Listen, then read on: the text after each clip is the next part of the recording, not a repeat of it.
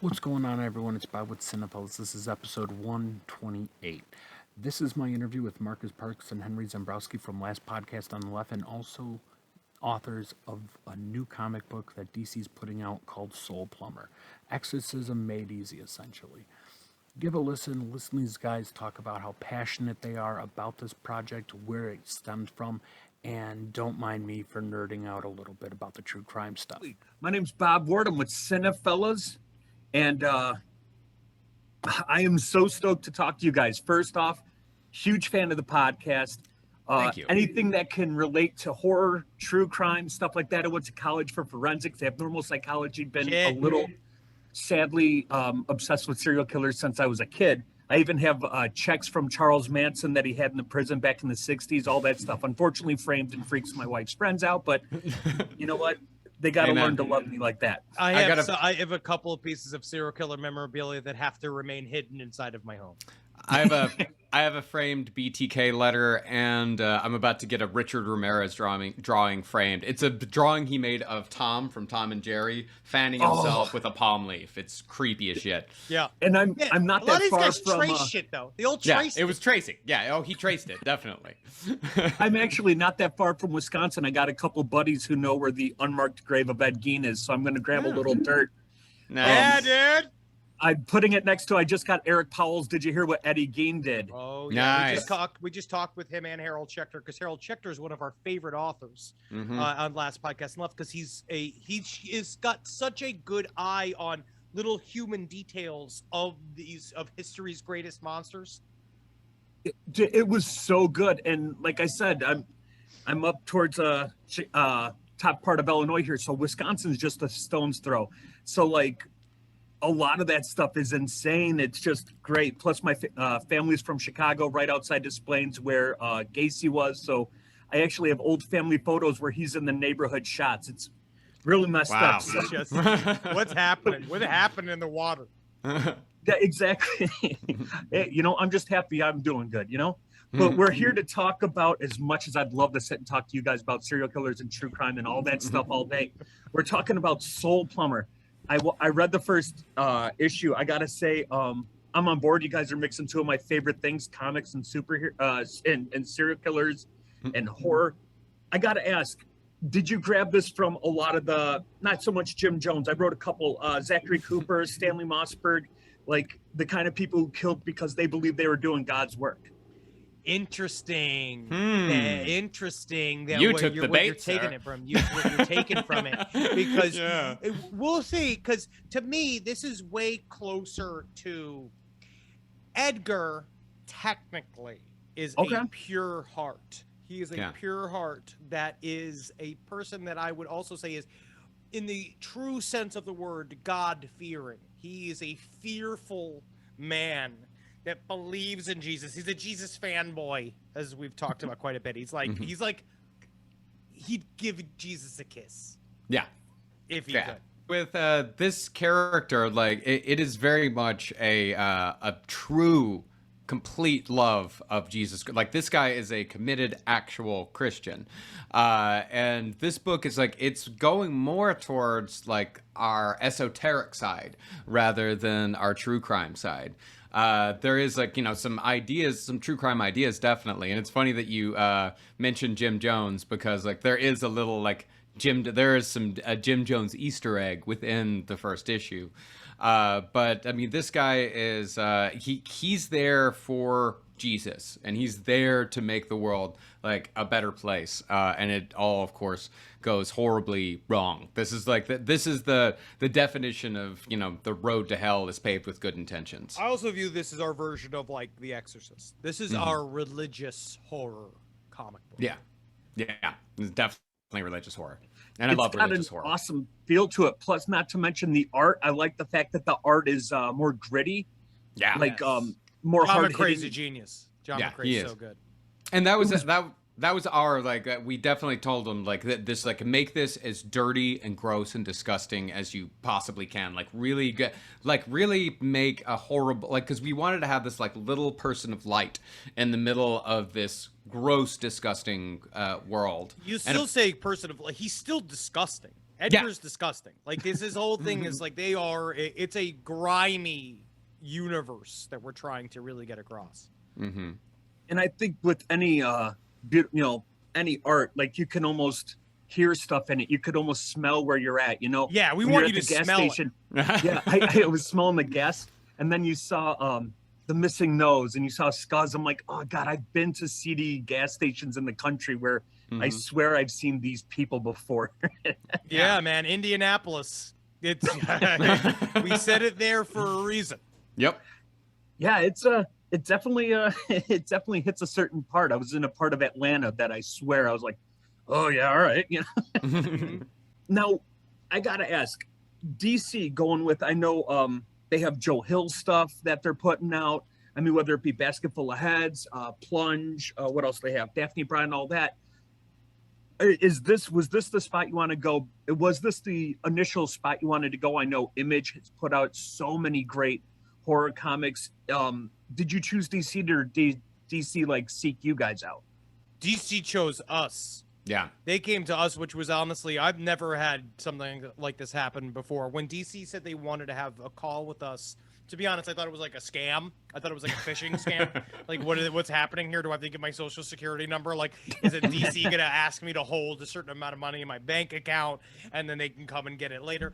But no, they came to us and they said, do you want to pitch us a horror comic? And we're like, yeah. All right. And then we're like, let's figure out how to do that. Because we've never done it before and we've always wanted to do it.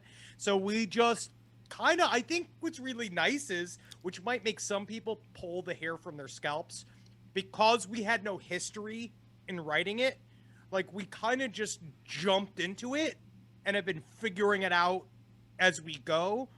And it's been such an awesome #1 learning experience. And also, it's so cool to be able to create your own little universe. I've never had more fun working on a project in my entire life. It's just been so cool to create all of these characters and to create all of these characters with Henry and to create this little world. The brainstorming sessions that we have for this book are so much fun to see where we can possibly go and how we can blow out these certain characters and what sort of worlds that we can create within this kind of universe that we've created, where these, and not just universe, but these we're dealing with different dimensions, that are all coming together. And it's also so much fun to not have to worry about any kind of budget, not have to worry about is this going to look fun? Is this going to look good on screen, or how are we going to build this character? We can just depend on John McCrae is an absolute genius when it comes to art and the directions that we've given him. He's not only taken those, but he's also everything we give him, he brings it to a new level. And it's just been fantastic working with him. I gotta say, it's a breath of fresh air when you see names on something that you don't normally associate with comic. You're used to the same names, the same, everything. So it's almost like they get locked in a box, almost stereotyped, for lack of a better term. So the fact I saw when we reached out and I noticed you guys were writing a comic, I was like, yeah, let's do it. I'll interview everybody and anybody, especially when it comes to this. I was like, so I've read that first issue about 3 or 4 times. The one thing I also loved, and I don't know if it was your guys' idea or if it was the artist idea, Edgar narrating in the little corner of one thing threw back to an old Tales from the Crypt comics with me, where the Crypt Keeper is in the beginning, just sort of narrating.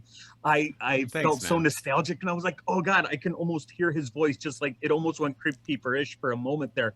But I was like, this is it brought me back to the 80s. I really thought about that because I when we were writing the scripts, because first of all, Creep Show comes forward in my head and goes back. I love the little corner caption because that idea, because it's when you're about to turn the page, because then it's right there and you're like, what? Add that little tiny bit of thought and really understand. I think that's one of the more nerdy aspects of this that I'm starting to like, which is the composition of the page in the script. and kind of like how that helps the reader and it makes the story more interesting. I mean, I think there's a lot of comic book writers that are probably punching themselves in the face right now hearing me be like, it's this amazing thing that I don't know if I invented it or not. And they're going to be like, there's a school of thought. When I started writing like those first couple of pages, like there was just something about that idea that like that was just how the story felt like it should begin. Like this idea of like, you know, introducing, because I came up with that first line of like, I really do believe in God. Like I just, for some reason, like that was like that this is how you introduce this character and this idea of like, so, and the, you know, the fun fake out too of like slowly zooming out and, you know, you think he's stabbing someone or masturbating over a corpse or something like that, and then you turn the page and he's mixing paint for his, you know, fanboy, his Jesus fan art. Basically. I mean, I do believe it might. I don't know if everybody assumes he's masturbating on a corpse, but I'm glad that we. Well, that was my idea. Like that was what I wanted it to. I wanted people to possibly think that. To think, yes, of course, and it happens a lot. That was the idea. Marcus's world. Yeah, that would be the greatest soundbite if out of nowhere on the podcast randomly you get. And I wanted it to look like he was jerking off on a. Hey man, you should read You should read these scripts. Yeah. I work at a bookstore and I have the last book on the left. I picked that up. I work at Barnes and Noble out here. And as soon as I saw that, I was like, oh, that's right. People are like me out there. So the fact that you said onto a corpse, I'm like, yeah. When I saw hunched over back, I was like, I don't know what he's doing, but like I was eager. I'm not going to say I thought exactly that, but it might have been there a little bit. It's close. Yeah. We know our audience. We know our people. Now, obviously you guys are so passionate about it, the amount of enjoyment and how you're lighting up about this book. Are there more stories in your head that you want to go once this miniseries is over? Is there more follow-ups with this? Immediately. 100%. Absolutely. We actually have this secondary pitch that we made to DC. Yeah, we pitched two ideas and they were like, let's do this Soul Plumber first and then the other one we'll do second. Which they said that, and we're holding them. Yeah. To that. I don't know if they'll do that, but we had another idea immediately that they were like, well, you know, you could piggyback that idea off the end of this idea. And we're like, you know, it's your pocketbook. It's your pocketbook, Spider-Man. That's Spider-Man's not there. But it's fun for us to be able, like, we can kind of create a little world here, you know, where these sorts of things are possible, you know, where it's almost like our own little corner of the DC universe, you know, like we like, it almost feels like we have our own, like, multiverse dimension that we can play around in. But you let them know we'll work for anybody. We'll work for China. I'll write comic books for China if I have to. You know what I mean? When it comes down to it, we just want to do more of them. So if the Chinese government's looking for comic books, we're here. And I've got I've personally got an idea.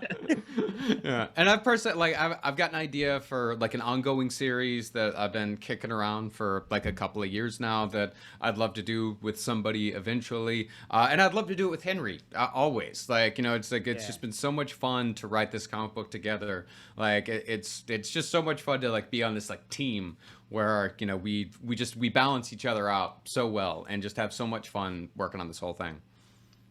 I gotta be honest, if I open up one of the pages of your new ones and someone's masturbating on a corpse, I'm gonna think there's a theme. It's literally like, oh my god, he's picked up on our oeuvre. I don't know what the term is. That's just what we do. It's how we express ourselves. That's just the title of the next series. That's the ongoing series. Jerking off on corpses. And it's just guys in like football uniforms, a guy in a fireman uniform, all just jerking off on corpses. Just like, it's like, you'd be surprised how many people jerk off on corpses. DC has been great a partner for us, and that actually was the secondary idea. So we might as well just say that out loud. They are going to pick it up. So thanks, DC. It was just going to be Superman doing it and just totally blowing through everything. Oh, I love that when it shoots into the core of the earth, and honestly, it's pretty incredible. And Batman cannot physically come. You know what? He's on a lot of different pills. There's a lot of pain pills. He just uses his battering. Yes. Thank you so much. You're actually going to be in Chicago March 2nd, and that's just a couple days before my 41st. So I'm going to try to get on out there. Dude, we can pop you on the list. Oh, dude, I would appreciate that. Believe me, I'll even try to get my last podcast. I'll try to get the book out there. get you guys to sign it. Because like I said, I've been an advocate, and the girl who runs the cafe, she's the one who brought you guys up to me because I was listening to a podcast in the back, and she's like, no, listen to this. Took my phone, put that thing on, and I've been just listening the whole time. But Oh, man, yeah. Thanks, we'll man. we'll put you on the list. Give you +1 bringer. All right. Also, I have to say, read the book Straw Dogs. Not Straw Dogs, Stray Dogs. It's by Image. Is that good? I've seen it on the it's shelf. Disney I meets haven't checked it Silence out of the yet. Lambs. Oh, cool. Dude, and I'm going to make sure everyone follows you on LP on the left. Yeah, I'll reach out to you guys and send some little tidbits of different books out there that you might enjoy. But I definitely think Stray Dogs is up there. That's I'll awesome. check it out. I just put that on my list. Yeah. Well, thank you guys so much for taking time. I'm going to pump you guys' Twitter all over the place. Hashtag coming on corpses.